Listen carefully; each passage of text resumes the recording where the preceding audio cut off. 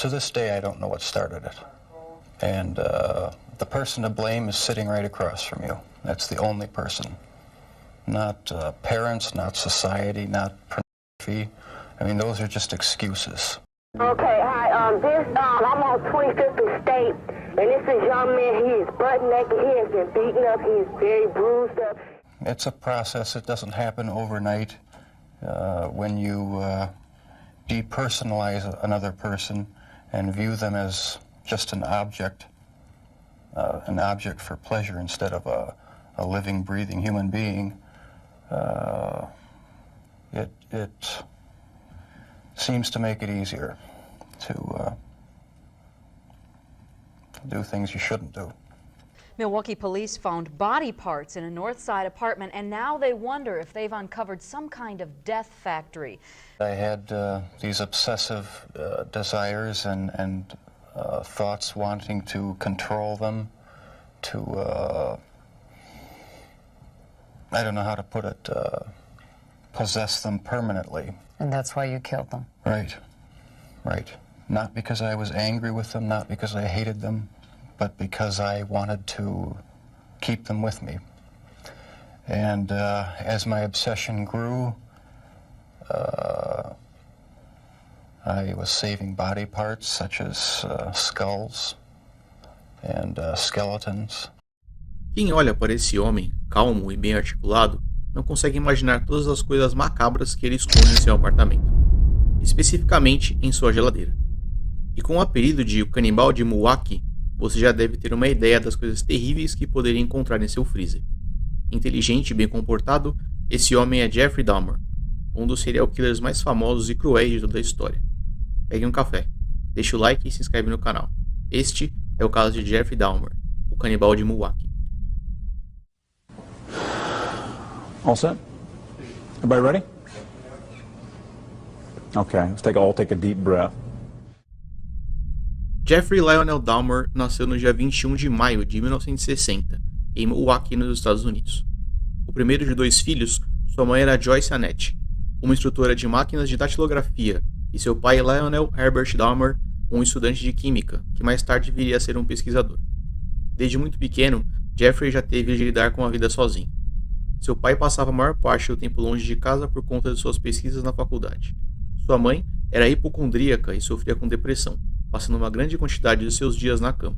Quando o pai de Jeffrey finalmente chegava em casa, a esposa exigia toda a sua atenção, privando o filho tanto da presença do pai quanto da própria mãe. Jeffrey disse se lembrar de inúmeras discussões entre seus pais ainda em seus primeiros anos de vida. Durante um episódio traumático, a mãe de Jeffrey tentou tirar a própria vida via overdose de Equanil, um medicamento utilizado para efeitos calmantes e relaxantes musculares. Apesar desse ambiente nada favorável, Jeffrey era uma criança feliz e com bastante energia. Entretanto, pouco antes de completar 4 anos de idade, Jeffrey precisou passar por uma cirurgia de hérnia dupla. A criança que voltou daquela sala de cirurgia, entretanto, nunca mais seria a mesma. Durante a escola primária, Jeffrey foi descrito como sendo uma criança bastante quieta e tímida. Um de seus professores ainda identificou os sinais de abandono em Jeffrey, pela ausência do pai e por conta das doenças da mãe. Sintomas esses que pioraram com a segunda gravidez de Joyce, que tinha ainda mais motivos para querer atenção e passar os dias na cama. Ainda assim, Jeffrey foi capaz de fazer uma pequena quantidade de amigos nessa escola. Em outubro de 1966, a família mudou-se para Ohio.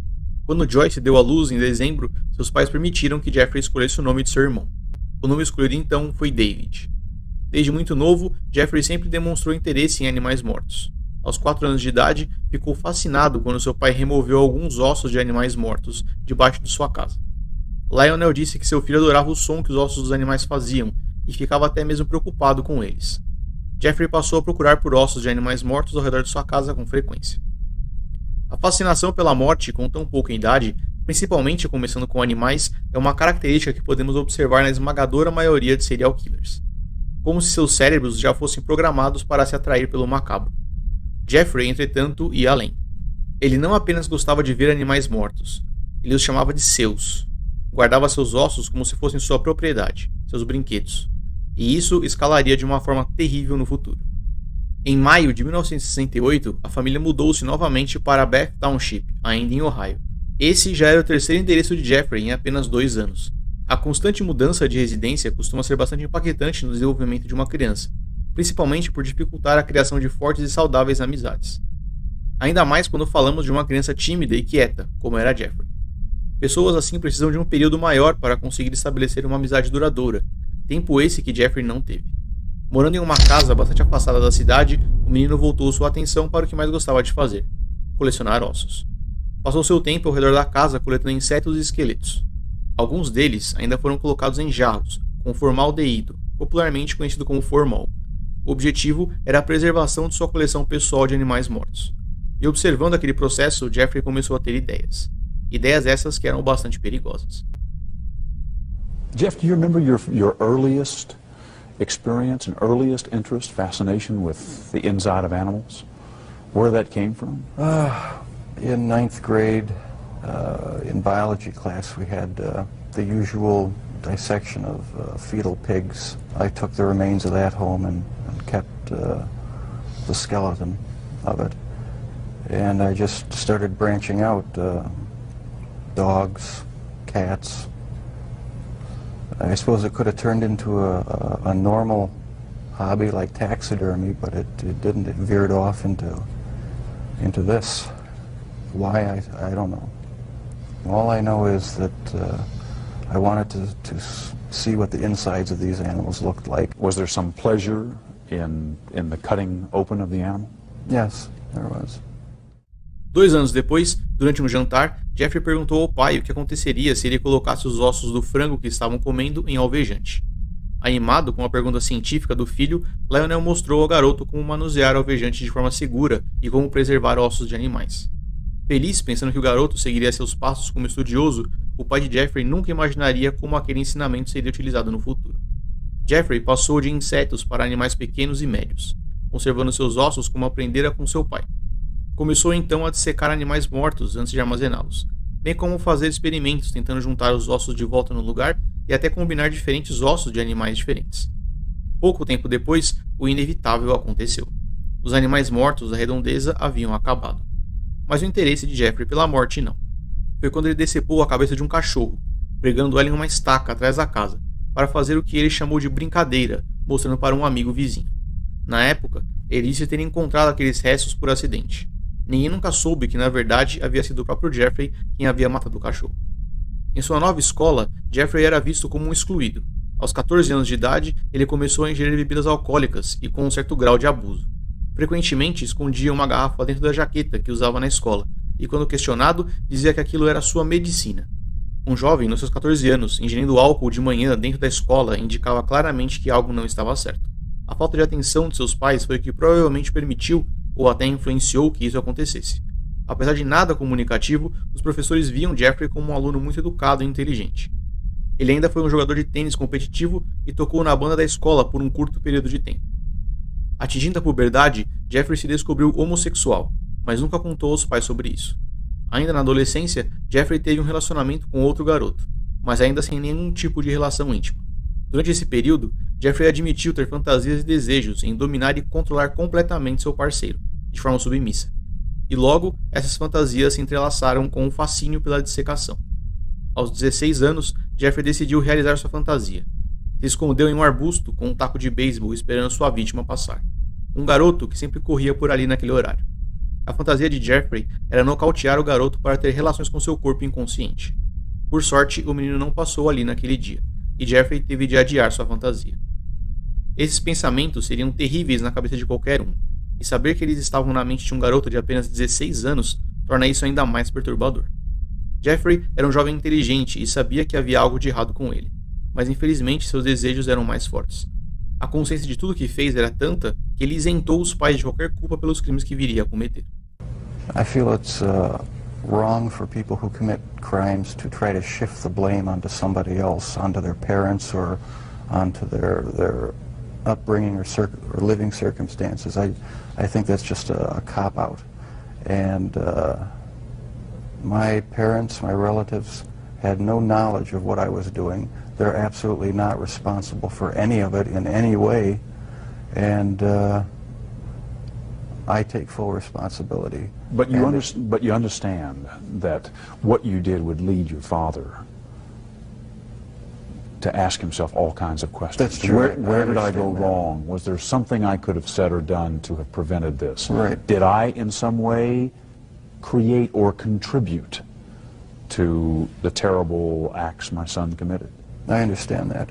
I just get angry with other people who think that they have a right to somehow try to blame my parents for what happened. That's not right at all. No one has the right to do that because they're totally innocent. They had no knowledge of it. And that angers me.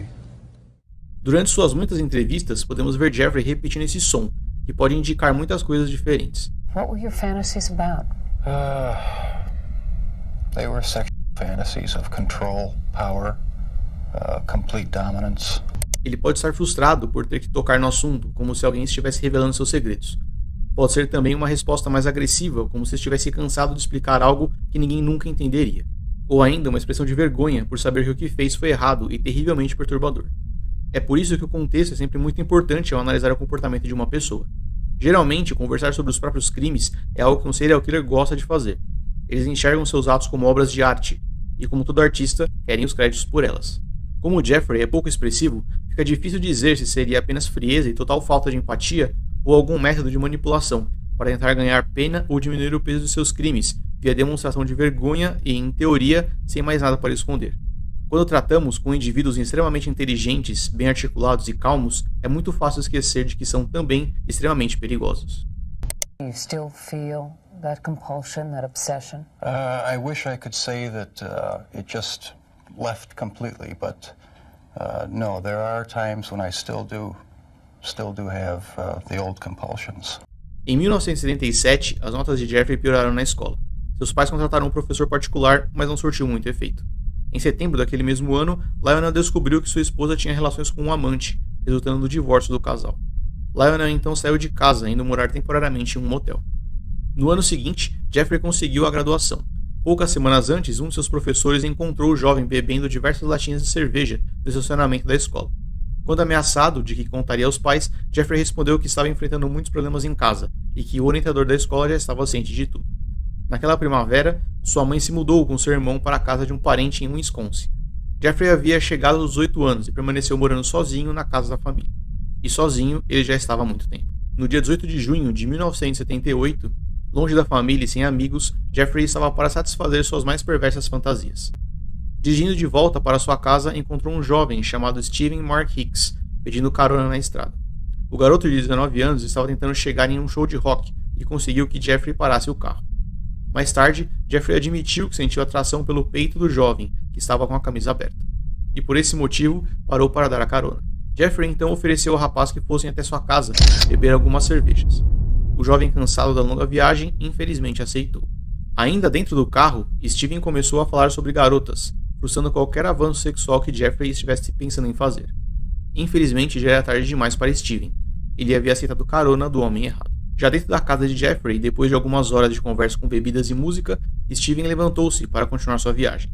Mas a armadilha já havia funcionado, e Jeffrey jamais permitiria que sua presa fugisse. Com um dumbbell, ele bateu 2 vezes na cabeça de Steven quando estava de costas. Caído no chão, o garoto foi estrangulado até a morte pela barra do dumbbell, preso nas mãos de Jeffrey. Imediatamente após o assassinato, Jeffrey explorou o peito nu de Steven, já sem vida, enquanto se satisfazia em cima do corpo do homem. Horas depois, o corpo foi levado para o porão.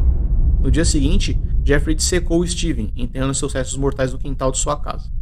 Muitas semanas depois, ele desenterrou o corpo para separar a carne dos ossos. A carne foi dissolvida em ácido antes de ser despejada junto com a solução no vaso sanitário. Jeffrey então esmagou os ossos com uma marreta e espalhou os pedaços no espaço atrás de sua casa. Aquilo era terrível, abominável e perturbador. Sua fantasia macabra havia vencido. Aquela foi a primeira vítima de Jeffrey. E como todo serial killer, ele queria mais. Entretanto, suas fantasias perversas teriam de esperar. 6 semanas após seu primeiro assassinato, o pai de Jeffrey voltou para a casa da família com sua nova noiva. Apesar da tentativa de Lionel de colocar seu filho na faculdade, suas notas eram sempre muito baixas, sendo reprovado em quase todas as matérias.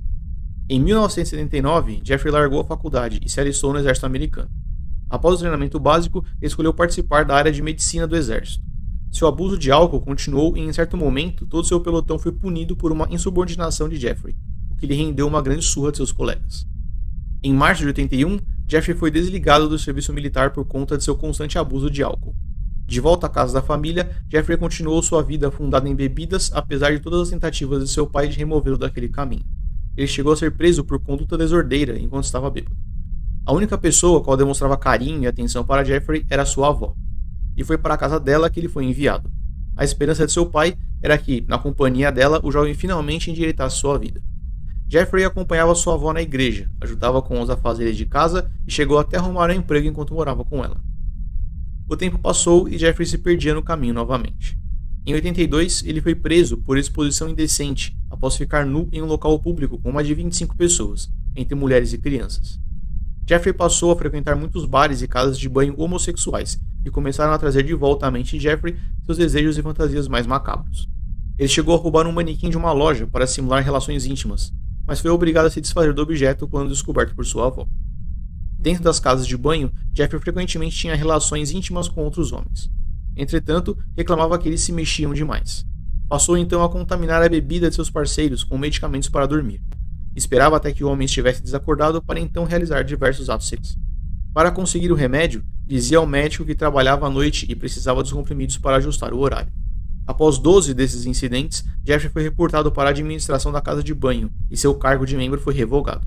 Jeffrey então passou a realizar esses encontros em um quarto de hotel. Pouco tempo depois, Jeffrey ficou sabendo sobre um funeral pelo jornal e planejou desenterrar o corpo para realizar seus perversos e perturbadores desejos. Entretanto, a terra estava muito dura e Jeffrey abandonou seu plano.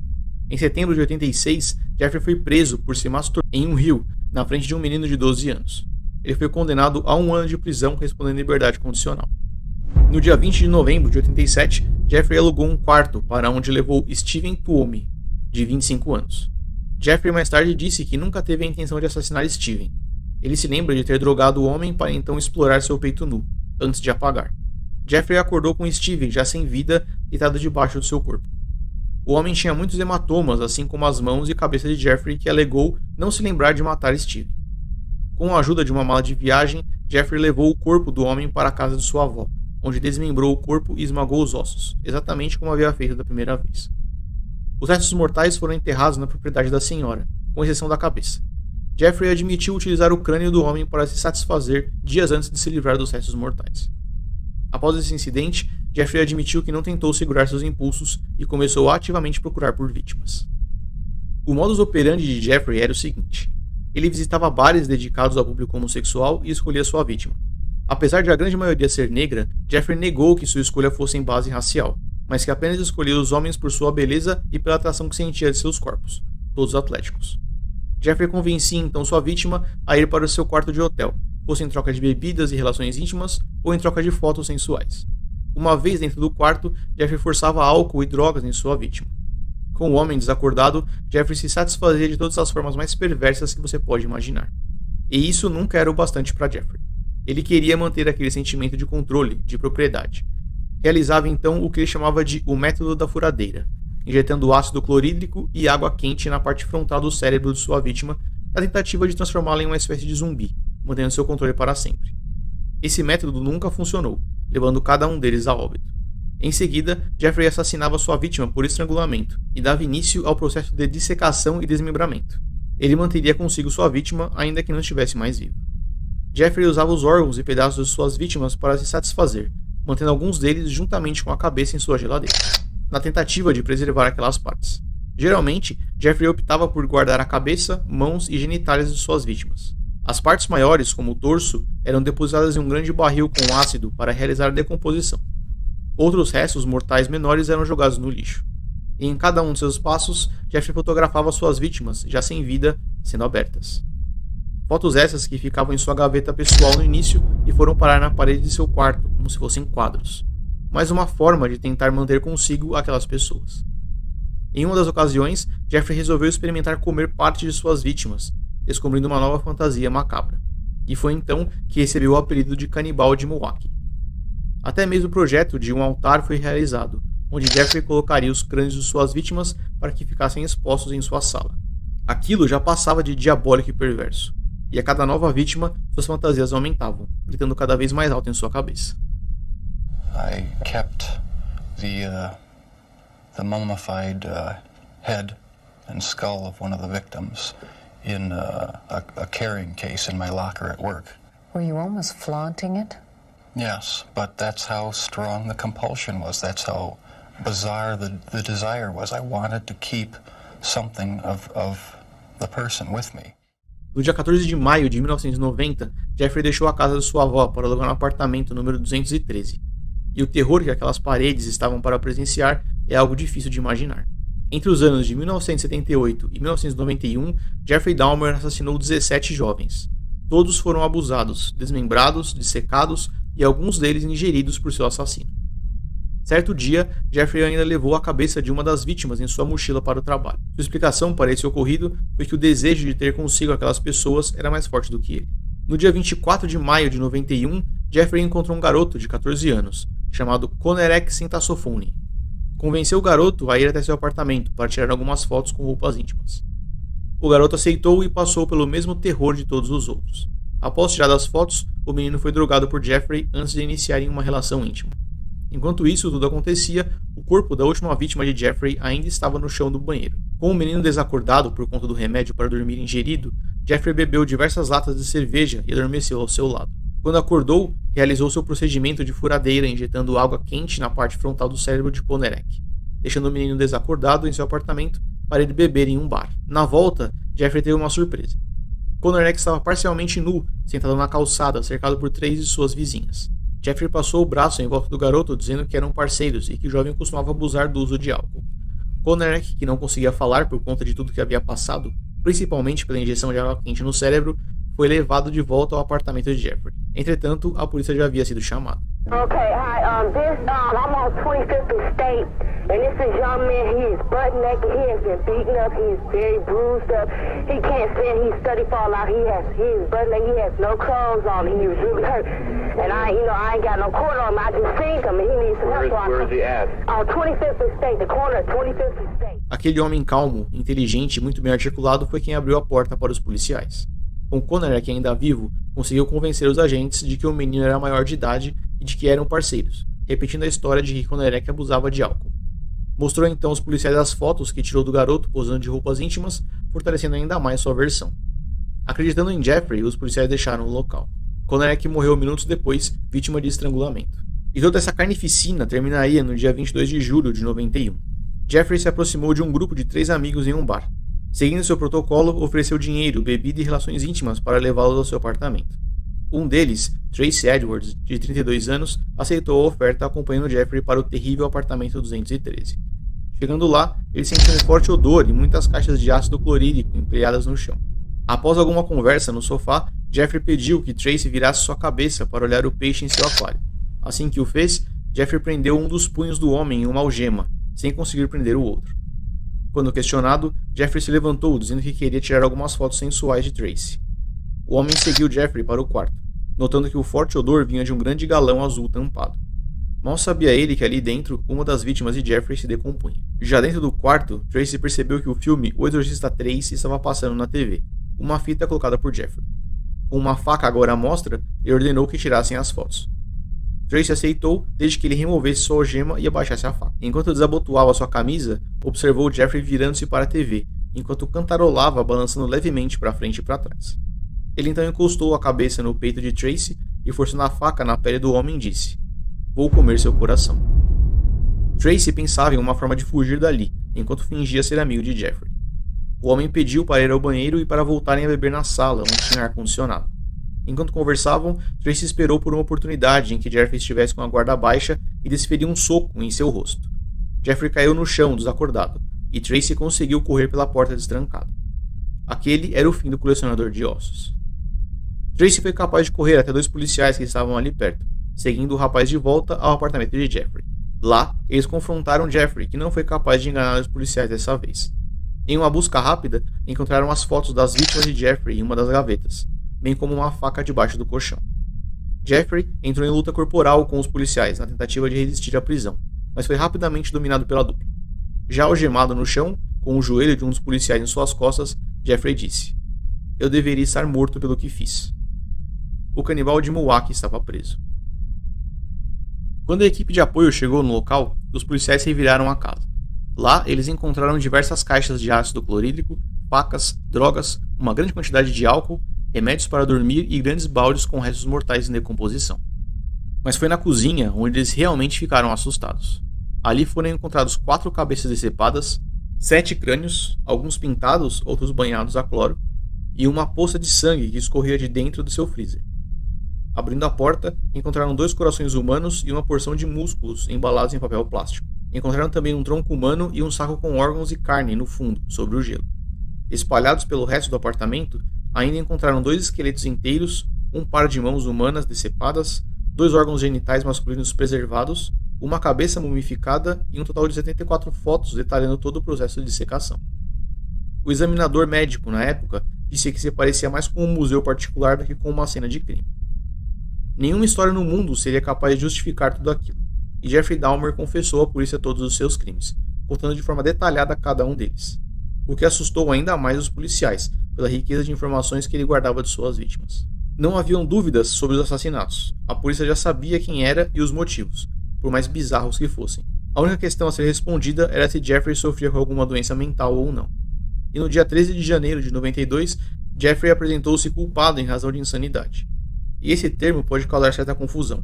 Não significa que ele estava dizendo ser inocente e não ter cometido os crimes, mas que por razão de insanidade não deveria pagar da mesma forma que uma pessoa sã. Ele ainda seria preso, mudando apenas o seu lugar de destino. A defesa de Jeffrey alegou insanidade baseado principalmente em seu forte desejo em ter relações íntimas com os corpos de suas vítimas. A apelação era de que ele não conseguia controlar os próprios impulsos, além de estar possivelmente sob efeito de álcool e drogas durante o processo. Sem conseguirem provas físicas de 2 dos 17 assassinatos, como apenas a confissão sem provas não é o bastante, Jeffrey Dahmer foi acusado por 15 assassinatos, declarando-se culpado em razão de insanidade por 13 deles. Seu julgamento levou 2 semanas e no dia 15 de fevereiro, a corte declarou que Jeffrey era são e poderia responder normalmente por seus crimes. Em seu argumento final, Jeffrey disse: "Eu sei que meu tempo na prisão será terrível, mas eu mereço tudo o que vier pelo que fiz. Obrigado, Excelência. Eu estou preparado para a minha sentença, que sei que será a máxima. Eu não peço por nenhuma consideração." Did you ever stop to think that this was someone's son? Did you ever stop to think that this is someone's brother, nephew, uncle, cousin, grandson, or just someone's friend? You took my 17-year-old son away from me. I'll never get a chance to tell him that I loved him. I'd have a chance to tell him that I loved him the last time I saw him, which will be a year tomorrow. You took my daughter's only brother away from her. She'll never have a chance to sing and dance with him again. You took my mother's oldest grandchild from her, and for that I can never forgive you. I hope you can deal with what you've done. I'm trying hard to. You almost destroyed me, but I refuse to let you destroy me. I will carry on. My mother gave 5 beautiful kids. We lost. He destroyed the baby of the family. And I hope you go to hell. Rita Isbell. No, ma'am. You'll address the court from... My name is Rita Isbell, and I'm the oldest sister of Errol Lindsay. Whatever your name is, Satan. I'm mad. This is how you act when you are out of control. I don't want to ever see my mother have to go through this again. Never, Jeffrey. Jeffrey, I hate you, mother. I hate you. Step is out of control. Don't, Jeffrey. I kill you. God damn it. Look at me, motherfucker. I can kill you. What's your name, sir? I can kill you.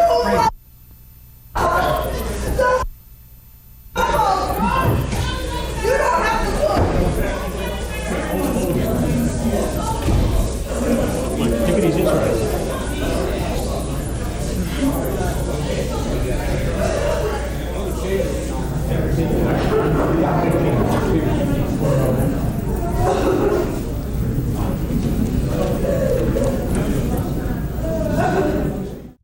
O estado de Wisconsin, no qual ocorria o julgamento, havia abolido a pena capital em 53, deixando o juiz sem a opção de pena de morte.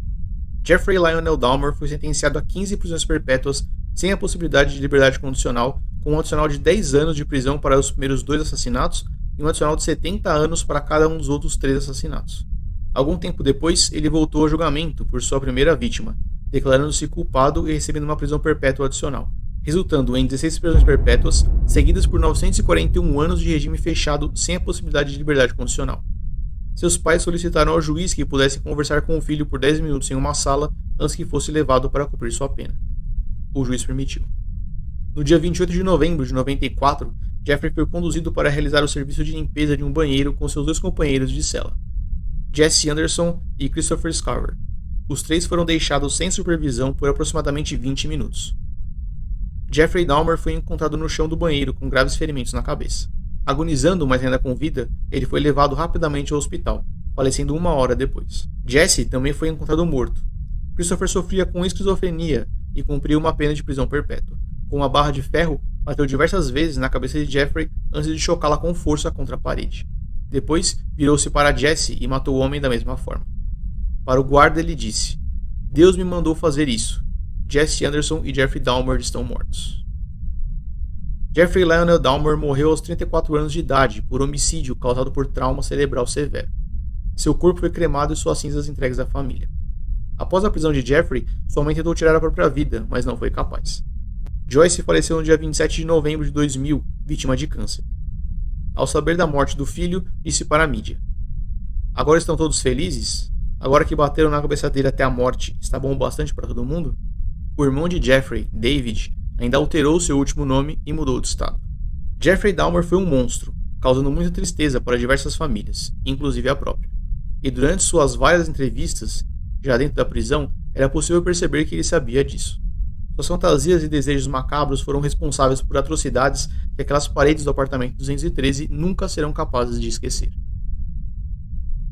E esse foi o caso de Jeffrey Dahmer, o canibal de Milwaukee. Se você gostou, não esqueça de deixar o like e se inscrever no canal. Se cuidem e até o próximo vídeo.